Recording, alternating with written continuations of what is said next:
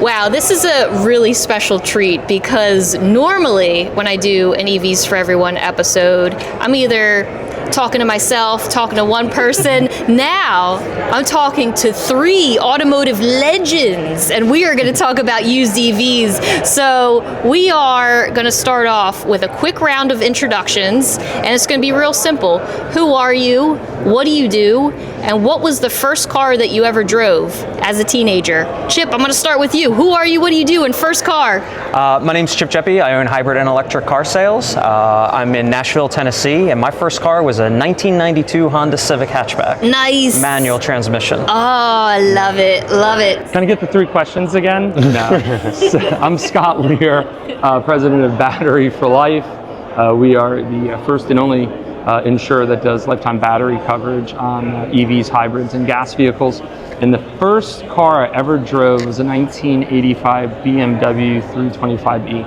Fancy. It was, you had to see it. It wasn't.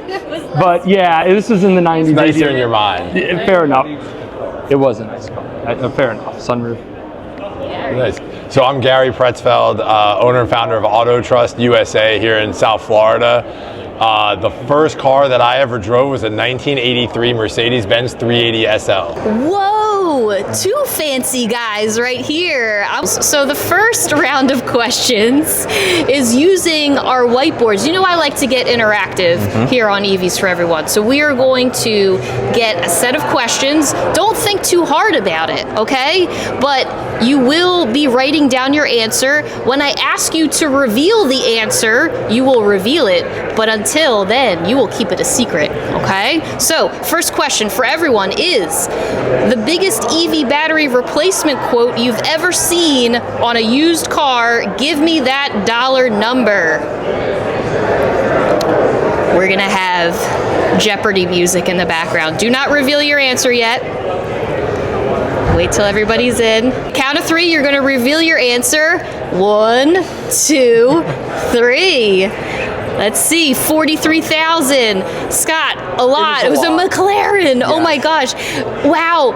Gary, very specific, 24,315. Chip, what is the story behind this 43,000?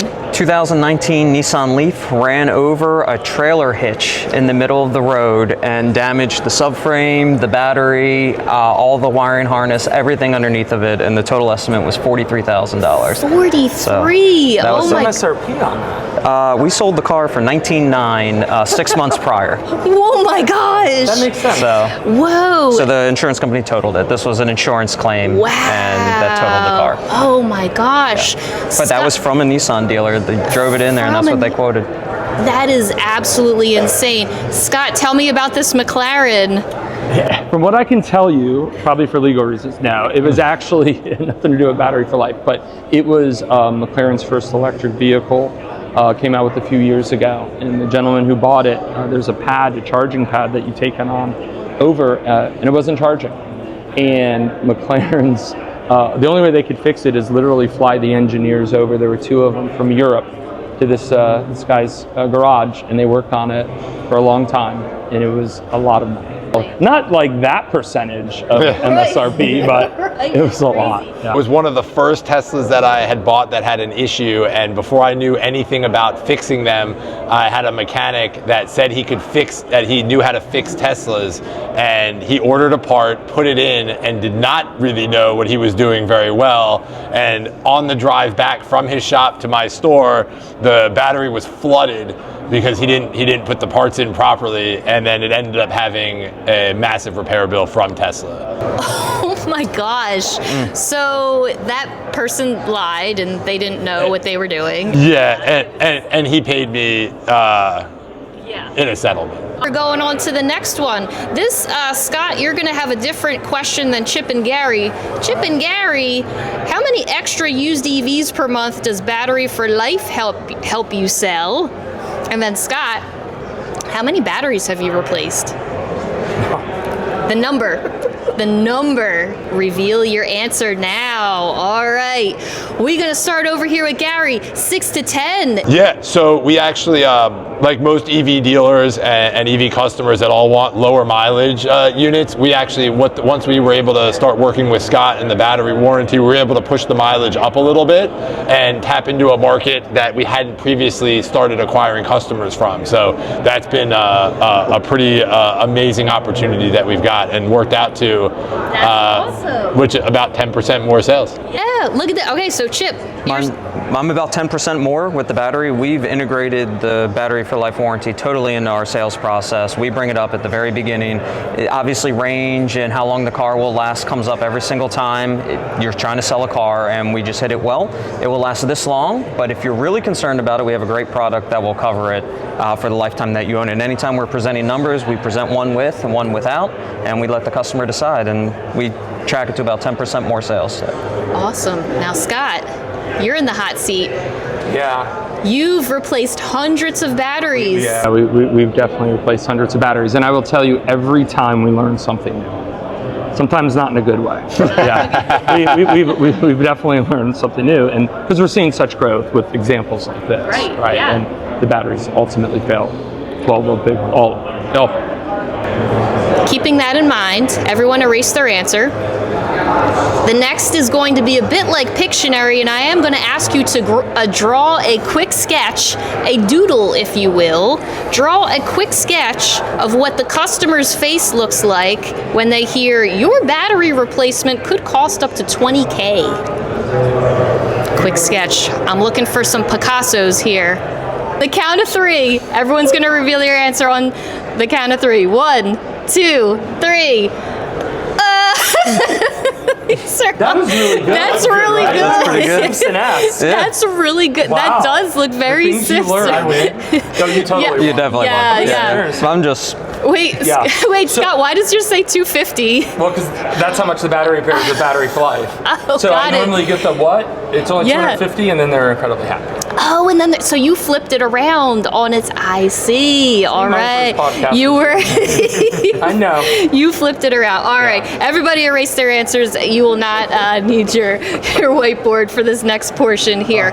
So, Chip, you were the first dealer in Tennessee to sell and repair EVs. Correct. So how has the education level of the consumer evolved over the years? Are you getting more or less questions, or you feel like people are coming in super prepared? They ask ChatGPT about everything about this make model that they're interested in. What have you seen on your side? Well, it's changed. Over the years, we used to have a lot more conversations about range. Now it's kind of shifted to reliability. Now the range thing has kind of been settled with the charging network getting so big. Now we're talking about, well, how long is this car going to last me? And then we come into the battery warranty. So the questions still happen, and I feel like the customers have done some research, and they're coming in, they're kind of testing your knowledge, and they're seeing if you know what you're talking about. If you're out there spitting out, EPA range figures, I think they lose a lot of confidence in what you're saying, where if you provide some data that maybe they've seen, like, oh no, it only goes 2.7, you're like, oh, well, tell me more. How'd you come up with that number? And it kind of starts a dialogue where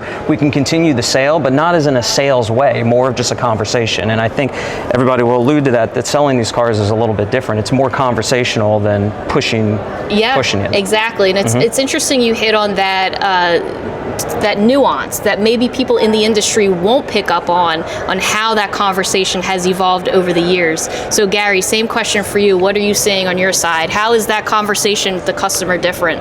Yeah, I mean, I think you hit it right on the head, right? I mean, it's the range is kind of going by the wayside, and it's gravitating towards, hey, is this car going to last me, right? What are some of the other issues with the cars, right? You've got with Teslas, you've got tire, the conversation tends to revolve a lot around tires and suspension and some of the other things that people are going to be more concerned about on that day-to-day usage of the car.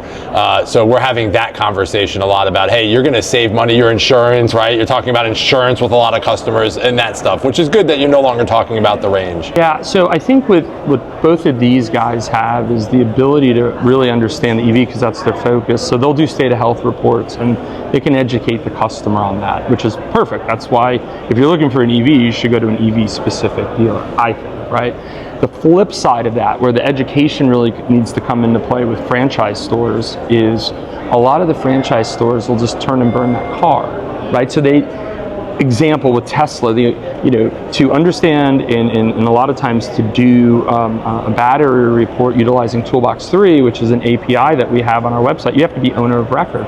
A lot of franchise stores never become owner of record with the Tesla app. They just simply have the title and then they turn it. And so what we hear from customers who call us, they say, hey, I bought this car from ABC franchise store. I don't know how good the battery is, but the guy told me it was really clean and it charges. Can I get a battery for life? And I'm like, heck no, I need a state of health report, Right, so yeah. I think that's where the conversation needs to go on franchise. But with these guys' stores, they know how to educate their customers on it. Your most cringiest or most laughable story where you're selling an EV, it didn't really go quite as planned, and you made it work, right? Because as operators, we make it work no matter what. I have a story that we didn't come to a resolution. I sold the car anyway, and the results of it. So when I first opened, I sold a Fiat 500e, very short range car, Yeah. 100 miles advertised. The customer lived 100 miles away. They drove in to purchase the car with every intent of making sure the car was charged up so they could get back home. That did not happen, and I explained time and time again, this car's not going to make it. It doesn't have fast charging. You're going to have to stop somewhere for a couple of hours. They did not listen.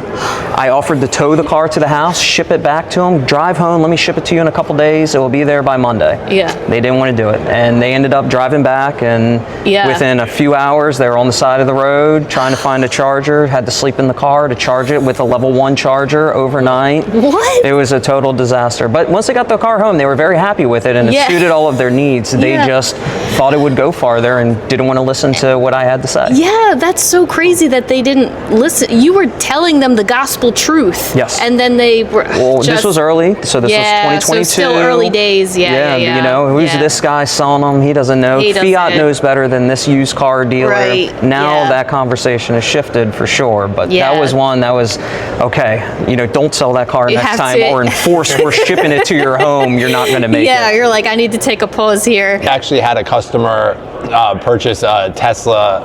They lived in Vermont, and they purchased a car so they could go back and forth to their doctor's office. And so she buys the car, she gets the car, we do the range test, 200, standard 285 mile, long range. And she calls us in as mad could be from her doctor's office saying, I can't get home from here. My doctor's office is only 70 miles away. You sold me a car with a bad battery. You got to come get it. I'm in Florida. I'm like, let's kind of review, right? So it was like, well, was it charged to 100%? I don't charge to 100%. You're never allowed to charge to 100%. Okay. Did you drive it? Like, what's left? She's like, well, I'm not going below 20%. Okay, so now we're 40% less than the 285. So we're trying to do the basic math, that she's still like really mad. And I'm like, also, what by any chance, what is the temperature outside? She's like, it's 15 degrees outside.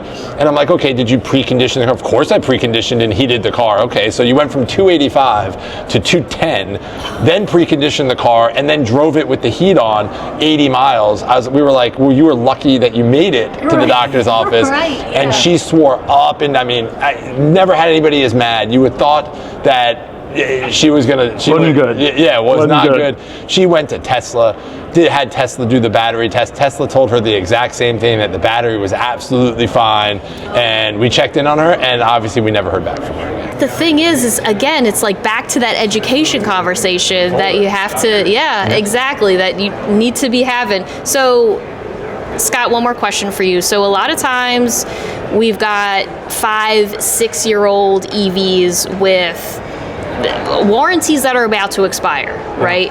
So why, in your opinion, and it may be a little bit biased, but why, in your opinion, do you think battery for life is like no longer an option in 2026? You want me to write it down? Write it down. I would love for you. We need the visual. Yeah, the reality is that this is peace of mind. That is what the customer's buying, and these we hear it over and over. These batteries are really good, and they last a long time. But if you're the customer who has a battery that doesn't last a long time, it's a catastrophic event. And it's very expensive. And just like what these guys were saying earlier, which is so great to hear, it helped their car sales. We hear it all the time from dealers that are like, that customer's not buying that car unless they get a battery for life. And it's just a really cool place to be. We are running up on time, so this is going to be a fast one. Okay, so Scott, you get a different question. On a scale of 1 to 10, you get to rate this interview, okay? You won't hurt my feelings. Chip and Gary, if Battery for Life had a billboard on the highway, what slogan would you use to perfectly sum up why every used EV dealer in America needs this warranty ASAP? You get a differerent question. Oh wow, that's a Hold on. What? I thought my question was. Your question is you get to rate it. You have to rate the interview. You won't hurt my feelings. It's okay. And if the slogans are good, we'll get t-shirts made with it. Gary, reveal first. Here we go. Never get stuck again. Boom. That's really good. Chip. Mine Chip, is here is. the best money spent whether you use it or not. That's okay. Here we go. The best money spent whether you use it or not. That's what There we that's what I use when go. trying to sell And it. you have good handwriting. I think I spelled weather wrong, but it's No, okay. I'm a mechanic. That's good. No, so okay, looks like we need some t-shirts for Battery for Life. New merch is coming up. New merch. Scott, what was your answer? How do you rate this?